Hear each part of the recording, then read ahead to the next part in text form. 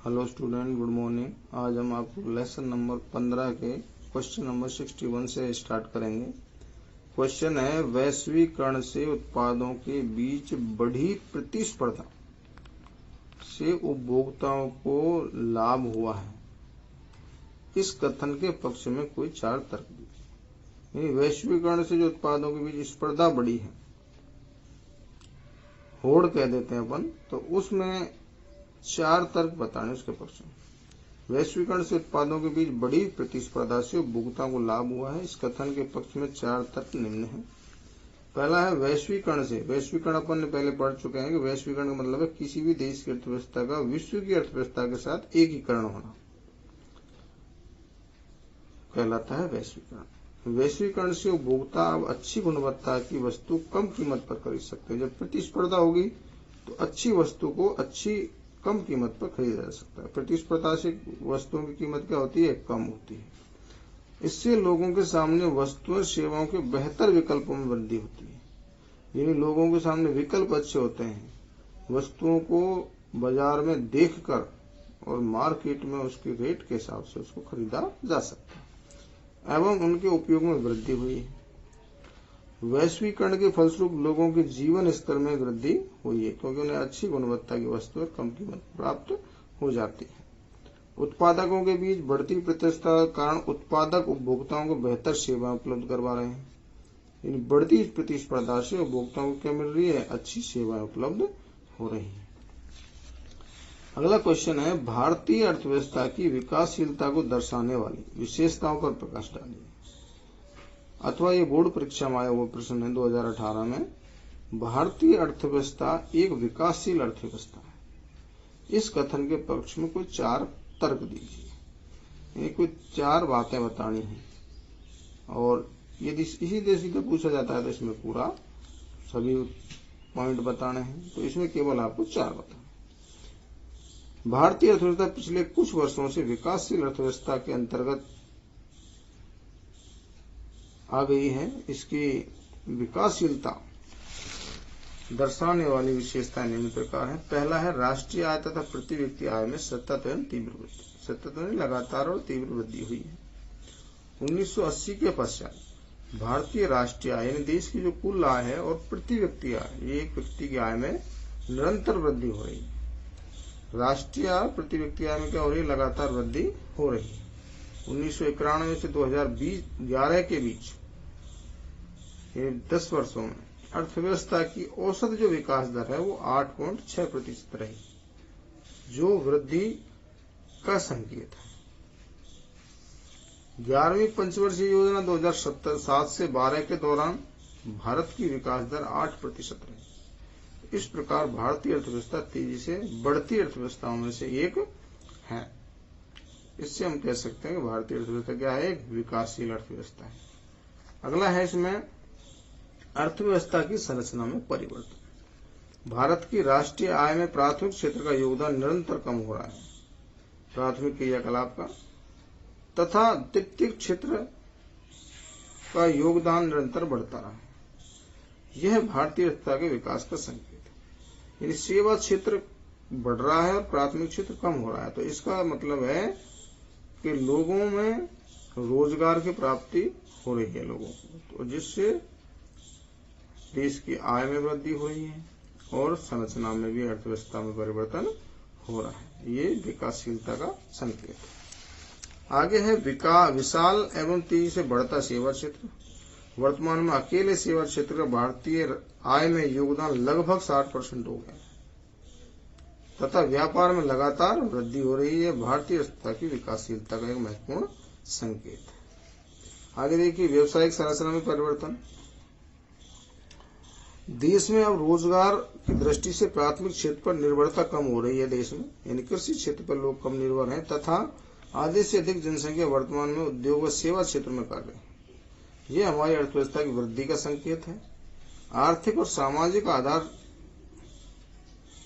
आगे अगला पॉइंट है, आर्थिक एवं सामाजिक आधार पर संरचना में सुधार। भारत में आर्थिक एवं सामाजिक आधार संरचना में तेजी से सुधार हो रहा है। विगत वर्षों में यानी पिछले वर्षों में देश में विद्युत उत्पादन क्षमता में वृद्धि हुई है।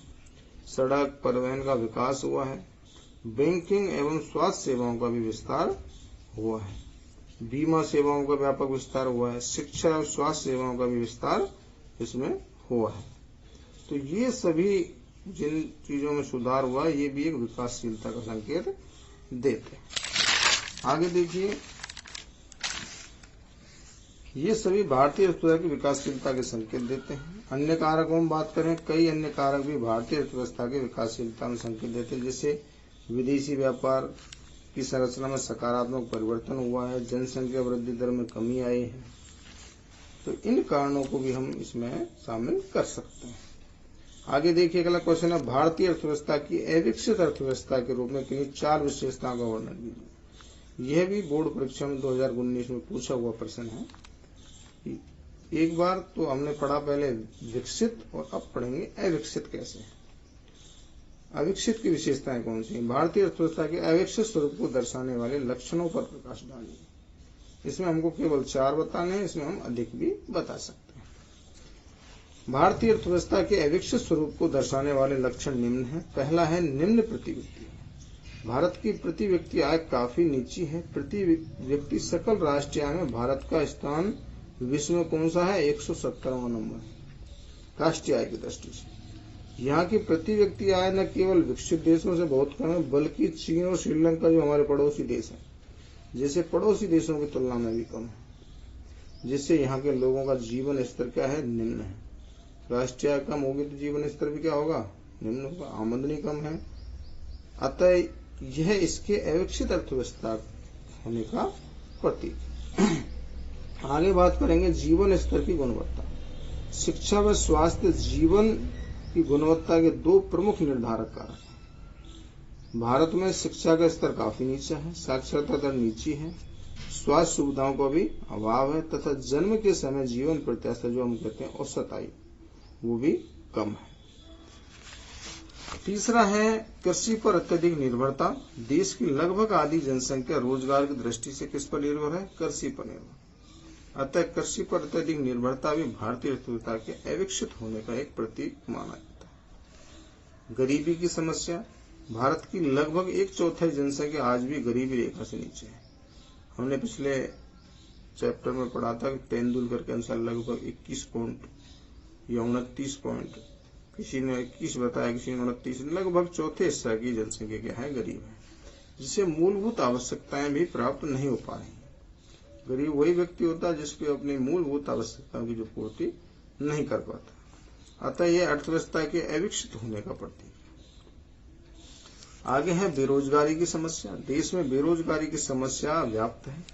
कृषि क्षेत्र में छिपी हुई बेरोजगारी पाई जाती है, जो अर्थव्यवस्था के अविकसित होने का सूचक है। बेरोजगारी की समस्या हमारे देश में काफी है और विशेषकर छिपी बेरोजगारी जो कि कृषि क्षेत्र में पाई जाती है। पिछड़ी हुई तकनीकी। भारतीय अर्थव्यवस्था में अविकसित होने का एक प्रमुख लक्षण यहाँ की पिछड़ी हुई एवं परंपरागत तकनीक है। पिछड़ी हुई तकनीक के कारण यहाँ पर उत्पादकता का स्तर काफी नीचा है। टेक्नोलॉजी या तकनीकी के क्षेत्र में हम दूसरे देशों से पिछड़े हुए हैं, जिसके कारण हम कृषि क्षेत्र में या औद्योगिक क्षेत्र में हम अच्छा उत्पादन नहीं कर पाते हैं, उनके मुकाबले कम कर पाते हैं अन्य देशों के मुकाबले। अन्य विशेषताओं की बात करें तो भारतीय अर्थव्यवस्था के अविकसित स्वरूप को दर्शाने वाली कई अन्य विशेषताएं भी हैं, जैसे निम्न मानव विकास सूचकांक, कमजोर आधारभूत संरचना, जन एवं क्षेत्रीय विषमताएं आदि। इन सभी लक्षणों के आधार पर कहा जा सकता है कि भारतीय अर्थव्यवस्था एक अविकसित अर्थव्यवस्था है। हम कह सकते हैं इन बिंदुओं के आधार पर भारतीय अर्थव्यवस्था कैसी है? अविकसित अर्थव्यवस्था है। आगे देखिए, अगला क्वेश्चन, 1990 के दशक में आर्थिक सुधार अपनाए जाने के क्या कारण थे? विस्तृत विश्लेषण अथवा भारत में आर्थिक सुधारों को लागू किए जाने के कुछ 4 कारण स्पष्ट कीजिए। यह भी परीक्षा में 2019 सप्लीमेंट्री में पूछा हुआ प्रश्न है कि आर्थिक सुधार जो निजीकरण, वैश्वीकरण और ये लागू क्यों किए गए थे? निजीकरण, वैश्वीकरण और उदारीकरण, तो ये इनको आर्थिक सुधारों में गिना जाता है। देखिए, भारत में आर्थिक सुधार अपनाए जाने के पीछे निम्न कारण थे। पहला है निजी क्षेत्र पर नियंत्रण। 1990 से पूर्व निजी क्षेत्र पर कई प्रकार के नियंत्रण व प्रतिबंध लगे हुए थे। इसका आर्थिक विकास पर प्रतिकूल प्रभाव पड़ा। इस कारण आर्थिक सुधारों की आवश्यकता महसूस हुई।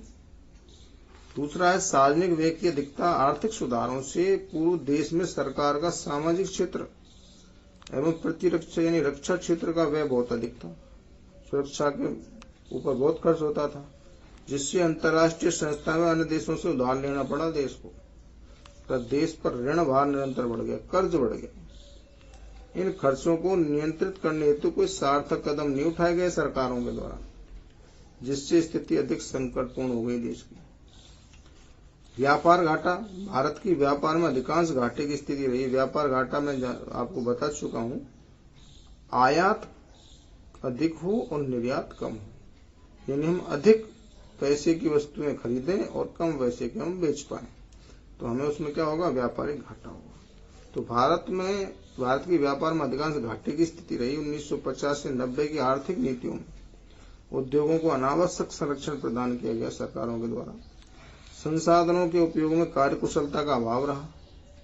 कार्यकुशल रूप से संसाधनों का उपयोग नहीं किया गया तथा अर्थव्यवस्था की संरचना दोषपूर्ण रही। अर्थव्यवस्था से महंगाई की समस्या उत्पन्न हो गई। इससे भारत का व्यापार घाटा और बढ़ गया। भुगतान संतुलन।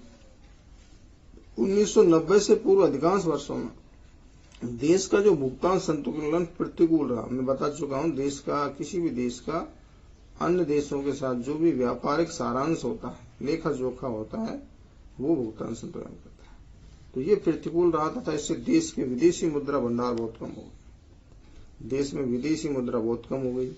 90 के दशक के प्रारंभ में भारत के पास मुश्किल से 2 सप्ताह के आयात के लिए विदेशी मुद्रा भंडार था। केवल 2 सप्ताह की माल खरीद सकता था, इतना ही केवल पैसा बचा था। अंतर्राष्ट्रीय संस्थाओं की शर्त। 1991 में गंभीर आर्थिक संकट की स्थिति सुधारने के लिए हमारे देश में उस समय गंभीर आर्थिक संकट था, तो उसको सुधारने के लिए भारत सरकार ने 2 अंतर्राष्ट्रीय संस्थाएं थी, एक तो विश्व बैंक, दूसरा अंतर्राष्ट्रीय मुद्रा कोष। इनसे वित्तीय सहायता मांगी, यानी कर्ज मांगा, लोन मांगा।